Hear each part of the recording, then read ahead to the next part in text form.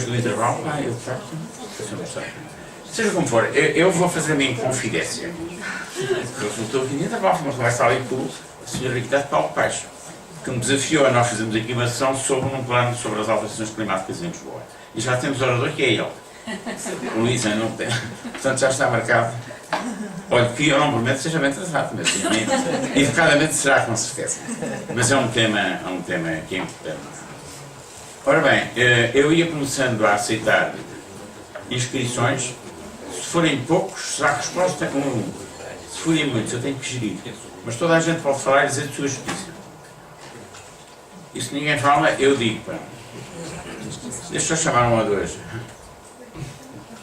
Eu já faço as observações. Estávamos a falar sobre os equívocos da cidade compacta e de facto há uma tradição urbanística diferente no mundo ocidental entre a América e aquilo que é a realidade europeia, em que a realidade europeia sempre foi muito mais de uma cidade tradicionalmente compacta e de uma cidade que mantinha um equilíbrio com o seu interland ou com o campo que estava próximo que a abastecia. E essa relação equilibrada entre as cidades e o campo tem-se rompido nos últimos anos. E a discussão hoje atual sobre o problema da cidade compacta encontra-se muitas vezes inquinada por uma consciência económica em que o fazer cidade se transformou de repente numa atividade económica. E ainda por cima numa atividade económica que entrou em concorrência direta com as atividades tradicionais que se faziam tendo por suporte o território, designadamente a agricultura, a pecuária, etc. E portanto, se o indivíduo de repente ganhava mais dinheiro fazendo mais valias imobiliárias com o seu terreno cultivando batatas, obviamente deixa de cultivar batatas e quer cultivar edifícios no seu terreno. Hoje, com a crise e a crise que atravessamos tornou isto muito mais irracional, portanto, aos olhos de todos. E hoje a área metropolitana que nós herdamos é uma área metropolitana completamente disfuncional relativamente àquilo que será os desafios do nosso desenvolvimento. Se olharem para os números, por exemplo, de tráfego automóvel na área metropolitana devido à crise, tem havido uma diminuição do tráfego automóvel, no entanto, relativamente a alguns corredores, mantém-se ou estável ou sobe. E porquê? Porque, relativamente a um modelo de urbanização compacta que tínhamos tradicional, passamos para um modelo de urbanização difusa e que tem como expoentes máximos municípios como Seixal, na margem sul, ou Mafra, que despontou na última década na margem norte. E, portanto, que implica grandes deslocações. E, por outro lado, temos hoje um fenómeno de cidade que o Nuno Portas, em contraponto com o hipertexto da internet, chama a hipercidade, que é, de repente, temos umas funções completamente segregadas e agarradas aos nós da mobilidade individual, que é aos nós das autoestradas, que é os fenómenos dos centros comerciais agarrados aos nós das autoestradas, etc., que num futuro, provavelmente muito breve, irão dar lugar a novos, e usando aquilo, talvez uma expressão inglesa, a um brownfield, ou seja, serão zonas que irão entrar em decadência e vão aparecer como zonas abandonadas nesses grandes centros comerciais. Isto cria-nos agora um desafio de como recompor uma área metropolitana que perdeu uma coerência. E, por outro lado, quando nós falamos em cidade compacta, e a minha experiência, por exemplo, na revisão do plano diretor municipal, era que muitas vezes isso era visto como qualquer coisa amiga do especulador imobiliário, que servia para subir índices. E, portanto, o termo não é bem percepcionado. Isto porque também temos de ter a noção de que o fazer cidade foi tradicionalmente, em Portugal, era um poder exclusivo das entidades públicas e, portanto, a cidade que nós fizemos até a década de 60 era uma cidade em que a urbanização era exclusiva dos poderes públicos, a edificação é que era privada, não a urbanização. A partir dos anos 60, com a criação da lei, dos loteamentos urbanos, é que a urbanização passa para a esfera privada e, portanto, que se cria todas estas distorções. Peço desculpa, isto acabou por ser mais uma... Muito obrigado. Eu, se calhar, fazia agora aqui um comentário. Não houve propriamente uma questão. Mas há algumas coisas que tenho medo de me esquecer, não tenho que me escrever, esqueci-me. A caneta não tenho nenhuma. Não, eu acho que o termo de cidade compacta é perigoso. Eu acho que ele é perigoso mesmo. E no intervalo havia alguém que me perguntava, mas quando é que uma cidade é compacta, quando é que deixa de ser, e por isso mesmo eu acho que o tema é perigoso, porque sei lá quando é que uma cidade passa a ser, deixa de ser compacta e passa a ser dispersa. Eu acho que devíamos discutir de outra maneira, que é em termos do desempenho dessa cidade. Portanto, isso resolve-nos alguns problemas porque realmente o que nós queremos ter uma densidade relacional, queremos ter uma oferta, mas é fundamental que isso seja assente no funcionamento dos sistemas vitais e à cabeça nós temos como sistema vital a estrutura ecológica e, portanto, assegurar que o ciclo da água, que o ciclo do ar, que o solo, portanto, que sejam salvaguardados porque é daí que nós vamos retirar os benefícios em termos de conforto bioclimático e de qualidade de vida.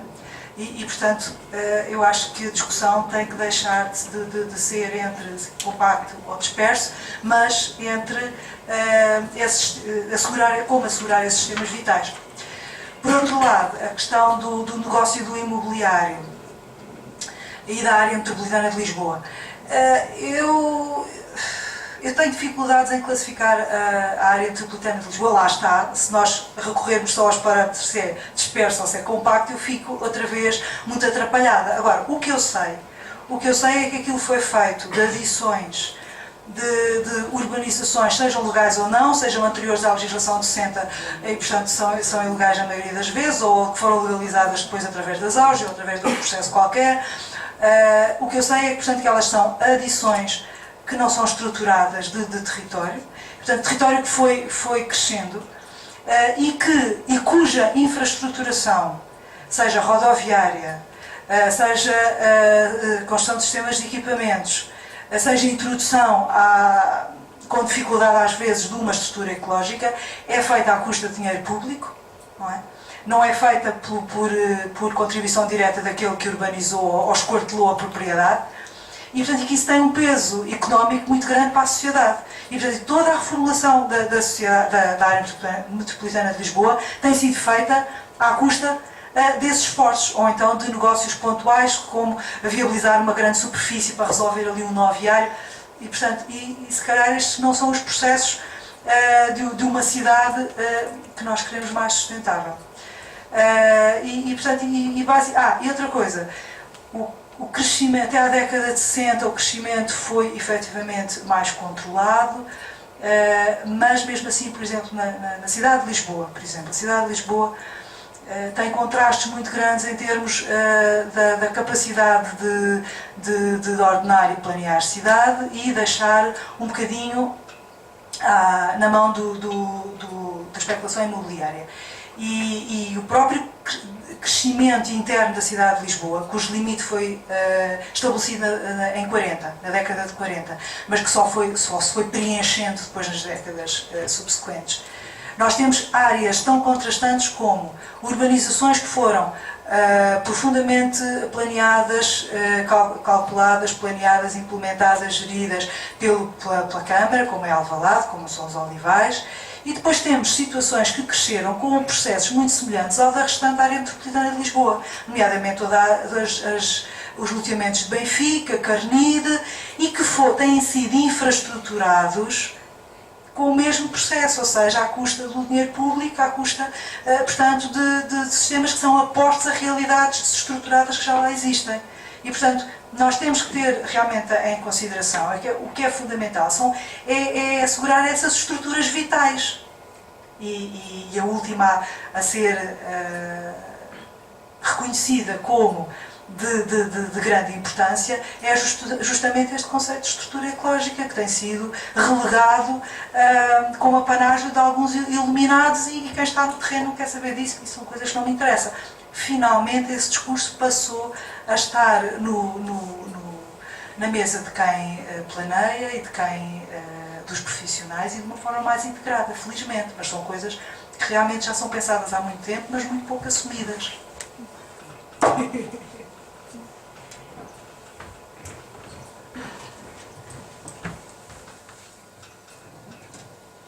Boa tarde, o meu nome é Beatriz Duarte. Eu gostaria de fazer uma pergunta. Atualmente fala-se muito da reabilitação, não é, de centros urbanos, nomeadamente em muitas cidades consideradas compactas. Eu queria perguntar sugestões, não é, pela experiência profissional, de como é que podemos, eu penso, não restabelecer a ecologia, porque a ecologia da paisagem é muito sensível, por isso não se trata de restabelecer, mas que sugestões é que passam por tentar integrar medidas que promovam esta ecologia, nem que seja depois a uma escala mais geral.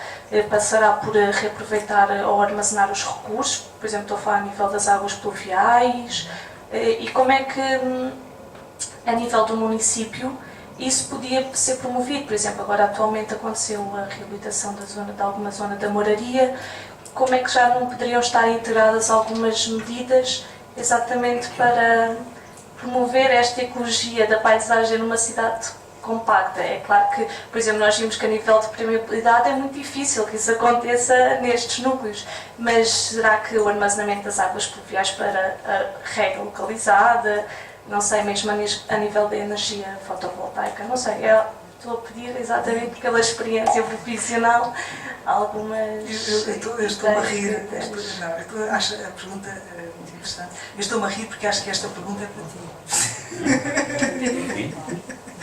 Estou-me a rir porque acho que esta pergunta é para o arquiteto Paulo Paes, não é?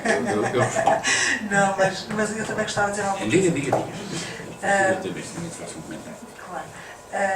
Eu penso que falar de ecologia também é viável nessas zonas mais construídas, não é? E que também é possível, ainda que com mais constrangimentos, falar de estrutura ecológica nessas áreas. Não é? Há que terem atenção, ver que migradores temos, os pequenos quintais, os pequenos migradores que possam ser restituídos à sua condição natural. Podemos ter em atenção alguns materiais de revestimento, podemos também incorporar esses sistemas, portanto há todo um trabalho que tem que ser feito, não existem receitas, mas existe, portanto, todo esse conjunto de elementos que obviamente que faz todo o sentido e que são áreas novas de trabalho, não é? No nosso país, sobretudo. Não, deixa eu só fazer aqui um outro comentário. A primeira é, a mim, digamos, a geração real. É o uso que se faz das palavras e o conteúdo que se lhe vai pondo. Neste momento, há ideias fundamentais. E é nesse aspecto que eu posso lembrar que a primeira tradução, a primeira utilização de um livro fundamental, chamado O Clima Junto ao Solo, foi introduzido em Portugal por um professor chamado Francisco Caldeira Cabral, cuja tradição veio, no fundo, continuada pela Associação dos Arquitetos Paisagista, o que não deixa de ser curioso. É um livro dos anos 30, O Clima Junto ao Sol. Ele é tão importante que há uma reedição feita em homenagem e atualizada relativamente recente, não tem mais de 4, 5 anos. Porquê é que eu digo isto? Para dizer que, na verdade, os conceitos fundamentais que lá estão e que justificaram aquilo que eu disse antes do intervalo, reaparecem rebatizados. Eu estou a prever que para o termo ecologia da paisagem veja a ser qualquer dia a chamada aquele caixote onde se mete tudo quando a gente quer falar de coisas que já estamos fartos de ouvir. É só isso. Ora bem, e é isto que leva-me a outro tipo de reflexão para o qual queria chamar a vossa atenção. A primeira de todas começa na sustentabilidade. Eu estou muito à vontade, já escrevi sobre isso, mas depois já me cansei e já desisti da palavra. é porque o conceito de sustentabilidade, nomeadamente entre nós, mas não só, tem mudado de conteúdo e de contexto à medida que os anos passam. Por exemplo, o conceito de sustentabilidade da cidade há 20 anos era completamente diferente do de hoje. Eu, sem mencionar nomes, tive debates incríveis, enfim, quase que me insultaram, porque era inconcebível uma cidade em que o automóvel não fosse o rei. Para um país que tinha passado, que estava com a psicose de estar atrasado, tudo quanto fosse isso, nada. O que foi naturalmente explorado pelos promotores para valorizar. Portanto, estes conceitos. Por outro lado, temos tendência a esquecer algumas coisas fundamentais que agora estão a ser recuperadas com aquelas citações que disse ali. Porque vamos parar uma questão-chave. Primeiro, é tempo. Quando nós falamos de cidades, quantas pessoas conseguem ter a percepção de que o que estão a fazer vai refletir-se em não sei quantas gerações? No mínimo 50, 100 anos. Quantos pensam nisso?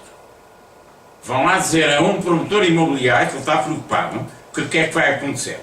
Ele está sobretudo preocupado em encontrar um financiamento e convencer alguém que vai ser muito rentável e passar-lhe mais rapidamente possível aquilo que lá está. Ora bem, portanto, este é um primeiro. Mas se nós nos pusermos na posição um pouco mais ideal de como é que nós conseguimos ter em conta no planeamento, em verdadeiro sentido público, algumas coisas que são básicas. A primeira de tudo é que as pessoas têm que ter alimentação. E nós em Portugal esquecemos disso. O nosso Presidente da República andou esquecido, pelo menos desde que foi Primeiro-Ministro, andou esquecido que a agricultura era um dado fundamental. Mas pronto, vá lá. Lembrou-se. Acontece é que os barcos que foram desmantelados e a agricultura que foi inviabilizada e a outra não é recuperável imediatamente. Mudar a agricultura ou a indústria não é uma coisa que mudar o telemóvel. E, portanto, estes efeitos no tempo são vitais. O que me leva, desculpem lá um pouco a acrescentar isto, tentar caracterizar isso em questão de princípios fundamentais. Se nós olharmos para uma cidade, eu estou recordando algumas coisas que fiz em intervenções em mestrados, há alguns dados fundamentais que temos de ter em conta, que são os balanços de energia de matéria. Não, é tão simples como isto e o dos fluxos que entram e saem. A partir da concepção europeia importada em alta velocidade tão supersónica que dão ondas de choque entre nós. Partiu do princípio que era perfeitamente acessível importar todos os alimentos que precisávamos para a cidade, viessem de que canto do mundo viessem. Isto é um conceito entranhado que fundamentou e justificou aqueles índices perigosíssimos que um país não era desenvolvido com mais de 4% de pessoas na agricultura, porque isso é o que se passa nos Estados Unidos. Esquecendo-se que aquilo que se chamava agricultura nos Estados Unidos passou a chamar-se, em muitos casos, setor agroalimentar e passou a ser indústria. Quando a gente esquece isto, percebe, e anda atrás dos slogans, naturalmente quem divide em erro e depois dá estes disparates que nós vemos. Ora bem, a tentativa de sistematização, é por isso que eu costumo dizer, mas aqueles que são meus alunos, alguns ouviram, em todos os casos nós temos leis, mas há leis físicas, há leis jurídicas e há leis económicas. E há uma tendência terrível para confundir umas com as outras. As pessoas, como as leis jurídicas são feitas pela capacidade de seduzir os eleitores, nestes casos, não estamos a falar de democracia, certas coisas são verdadeiras, fazemos as leis e revogamos. E depois na embalagem julgamos que é tudo igual. Não? É aqui que é vital voltar a leis físicas irrevogáveis, que se não promulgam, mas se descobrem. Há aqui uma diferença chave. E depois, no meio disto tudo, temos as leis económicas, não é? E as leis económicas têm a tendência, manipulando nas outras, de promover a atratividade daquilo que é um negócio. E num país, sobretudo com uma grande crise de identidade, não chega a saber se é atrasado, se é avançado, se o que é que anda, em que, sobretudo, o que é o quanto fora, começa agora a descobrir que, se calhar, alguns valores que abandonou não devia ter abandonado, não é? E não precisamos voltar para trás, não é? Ou então começa a pôr em questão se é possível ter esta racionalidade num regime que é democrático. É uma questão que nós temos neste momento. Ora bem, o problema das cidades, e deste compacto disto tudo, olhado nesta perspectiva, leva, é aquela que eu vos desafio a olhar para ela, leva a, de facto, a uma certa discussões e a pôr o dedo em certas feridas que não vamos explorá-las porque algumas são incómodas. Porque o pensar os problemas e enfrentar às vezes aquilo que vai contra a que nós desejaríamos, temos duas atitudes. Ou somos racionais, ou enverdamos o outro lado. Uma outra questão já agora, mas isso é outra discussão que tem com os arquitetos. Eu gosto de ter as interações com os arquitetos, nas suas várias encarnações, os puramente civis, os, sobretudo, engenheiros civis apressados, os intermédios, que são os paisagistas, e depois aparecem os engenheiros do outro lado. E todos sofrem do mesmo mal. Sejamos corretos. Chamamos racionalidade a visões setoriais, que quando são alargadas, muitas vezes são como da irracionalidade. E parece desta forma. Mas para ser concreto e positivo, já agora dizer o seguinte, só agora em relação ao tema das cidades mesmo dos planeamentos, fico muito satisfeito com o cálculo de ver agora, em implementações comunitárias, muita coisa que eu tenho andado a defender ao longo dos anos. Escusa de ir a Tóquio e buscar os materiais. Nós em Lisboa temos diferenças, por vezes, de 10 graus entre o asfalto e a temperatura do ar. Isto foi posto por mim já em evidência aí quando foi do problema da ilha térmica. E podemos, pela primeira vez, dar conteúdo. Eu não estou a dizer que se faça já. Porque uma coisa é a vontade física, a vontade e o conhecimento que a gente tem, e até o tempo que ela leva a fazer, este é o recurso que envolve. Isso é sempre uma luta permanente. Nós temos que fazer isso. Nós temos cá material, a meu ver, suficiente para que quem o apoiar como deve ser, nós podemos dar racionalidade a alguns dos índices, que são usados depois, e mostrar a racionalidade total de outros. Porque aqui nós passamos daquilo que é a intuição, que é aquilo que faz o arquiteto estrela, para aquilo que as estrelas não fazem, mas descobrem. Mas descobrem, é portanto fazendo as contas, que o outro conhecimento, noutras áreas do conhecimento trouxeram. Portanto, este é que é um pouco o desafio. Portanto, a sustentabilidade, em meu entender, começa a nível termodinâmico. Eu fiz este tipo de estudos. Começa com a produção dos alimentos. E a nossa produção alimentar é sustentável sem doses maciças de combustíveis fósseis.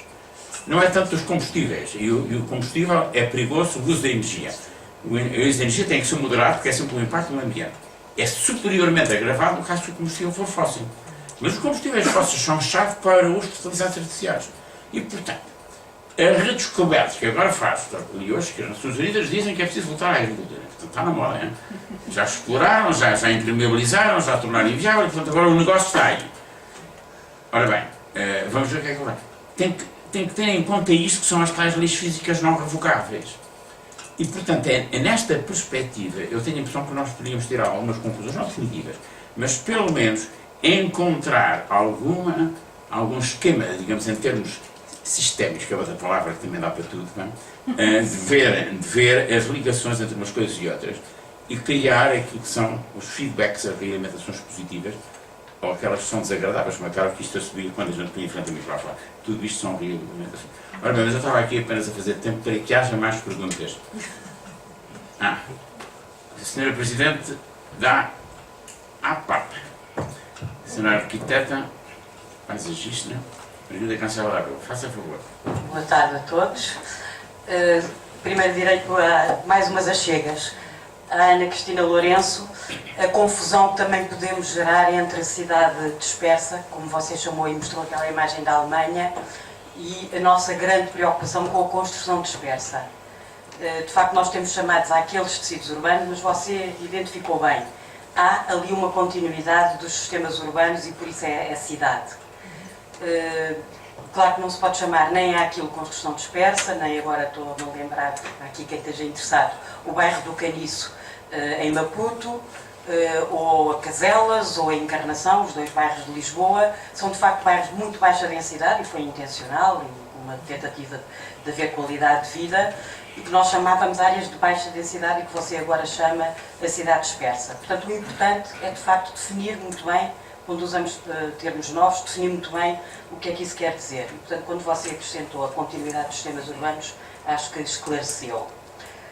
Dizer que em 1970 o curso de Arquitetura Paisagista foi à Alemanha, ver o que você também referiu, as cidades reconstruídas e os bairros reconstruídos depois da destruição da Segunda Guerra Mundial, e ficámos na altura, ainda alunos, deslumbrados com o conforto que aquelas cidades tinham, a acessibilidade dos miúdos ao desporto, das crianças aos parques infantis, o espaço público e a vivência que proporcionavam, os 4 pisos e as ruas largas, o tipo de cidade e de espaço urbano que resultava, os materiais de construção, exatamente o que você agora falou, as hortas urbanas, tudo isto nos deu a sensação de cidades com qualidade de vida.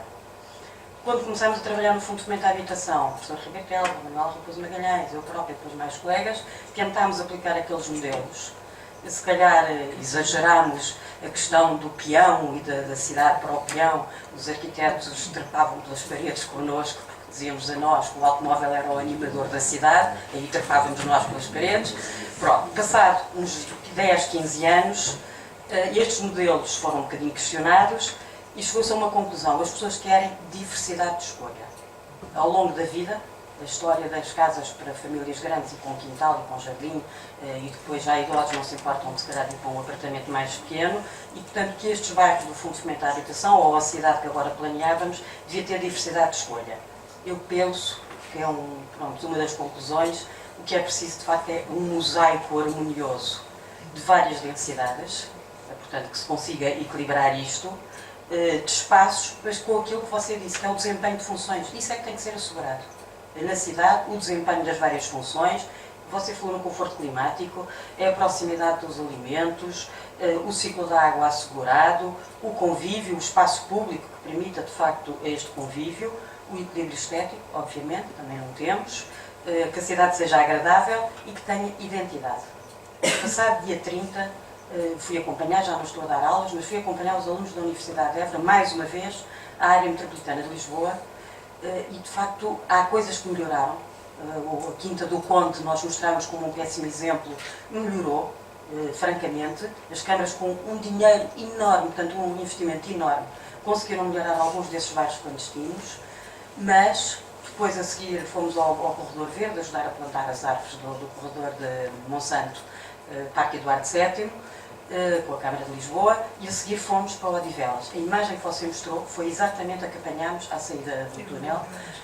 Aquilo é, de facto, o desastre completo. A falta de identidade, a falta de qualidade de vida, tudo o que você estava aqui a pôr como positivo, ali está como terrível. E agora, além desta procura da cidade ideal que você falou e ter, conseguir este desempenho destas funções todas e destes sistemas urbanos, agora ao reverso. E isso, portanto, se calhar para um arquiteto é mais difícil. Que solos é que estamos a ocupar, portanto, com esta baixa densidade ou esta expansão da cidade, o que é que estamos a ocupar? E aí compete, portanto, agora falando para o arquiteto Paulo Paes também, compete à administração pública identificar a reserva ecológica, a reserva agrícola, onde é que está a produção de alimentos, onde é que está a recarga dos aquíferos, o assegurar do ciclo da água, compete à administração pública identificar